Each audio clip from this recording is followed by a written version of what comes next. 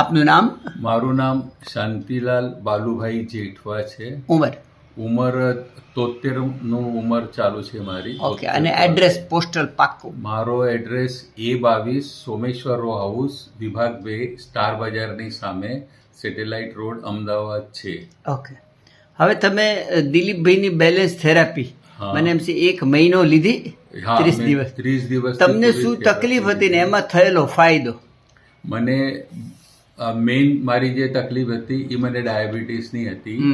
ડાયાબિટીસનું હું અહીંયા આવ્યો સાથે સાથે બધી જ તકલીફ તમારી જે હોય, બીપી હતી, ડાયાબિટીસની ન્યુરોપેથી થયેલી, પછી પાર્કિન્સન્સ હતો, એક એટલે આમ કહેવાની કોશિશ કરું છું.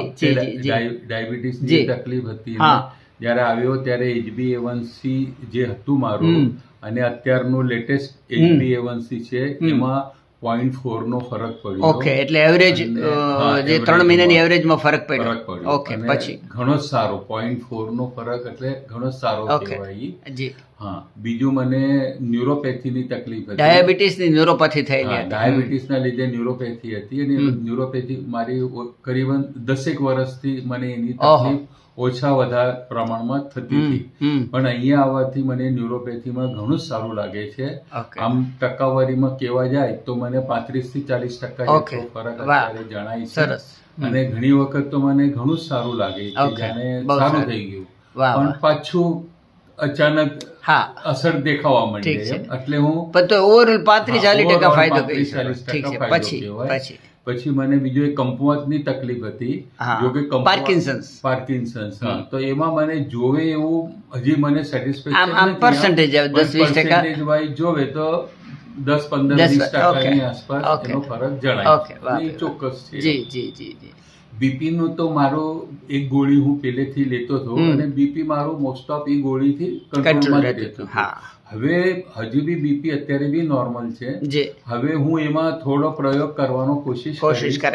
બીપી હું બીપીની ટેબ્લેટ અલ્ટરનેટ ડે લઉં અથવા પછી એનો ડોઝ 50% કરી. બહુ સરસ. તો એ હું જોઈ અને એના પર પ્રયોગ જેવો કરીશ અને પછી સમય પર એનો ફીડબેક હું દિલીપભાઈને આપીશ. પછી બાકી ઓવરઓલ આમ જોવા જાય તો મારું ઉંમરના માનથી ભલે તબિયત આમ થોડી ઠીકઠાક હતી, પણ છતાં જે આ મારું ઘણી વખત બેઠા પછી આખું પોસ્ચર આમ ચેન્જ થઈ જતું હતું. પણ આજે એમની થેરપીથી મને શું થયું કે મારું પોસ્ચર ઘણું ડેવલપ થઈ ગયું. અને મારું જે ચાલવાનું હતું અથવા મારા જે પેલા મારો ગોઠણ કોક વખત દુખતો, એટલે પગથિયા હું અમારું રો હાઉસ છે તો ફર્સ્ટ ફ્લોર પર જવા માટે મારે થોડું ધીરે ધીરે જતો અથવા રેલિંગ પકડીને જતો. અત્યારની ઘડીમાં હું રેલિંગ પકડ્યા વગર સારા સ્પીડમાં બી ઉપર ચડી જાઉં છું. તો એ તો મને એક બાય પ્રોડક્ટની જેવો આ બેનિફિટ મળ્યો છે. અને પોસ્ચર ઘણું સુધરી ગયું. કમરનો દુખાવો આમ જે પેલા જમીન પર બેઠીને ઊભા થતી પછી ઘણી બધી અડધો કલાક જેટલો કમરનો દુખાવો રહેતો, હવે નહીં. હવે યોગા પ્રાણાયામ યોગાસન કરતા હોય પછી ઉઠું કે 2-4 મિનિટમાં હું એકદમ નોર્મલ થઈ જાઉં અને ચાલવા માંડું. એટલે મને તો ઘણો સારો અનુભવ આવ્યો. દિલીપભાઈને ખૂબ ખૂબ ધન્યવાદ. બીજું એક તમારા શરીરમાં સ્ફૂર્તિ, પોઝિટિવિટી અને પ્રસન્નતા વધી? બિલકુલ વધી. પછી થાક લાગતો ઓછો થયો અને કામ કરવાની ક્ષમતા વધી? હા, બિલકુલ. પછી શરીર અને મનની સુસંવાદિતતા વધી? વધી. પેટ સાફ થવાની ક્રિયા એ બી ઘણી, એટલે ઘણું જ ક્લિયર.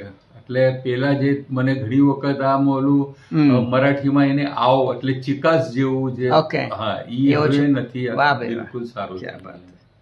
ચાલો, થેન્ક યુ. અને મારી ગણતરી હું એક વધારે કહું, 1 મહિનો થયો ને, પણ જો 3 મહિના થાય ને તો મને એમ છે બધી જ તકલીફ તમારી.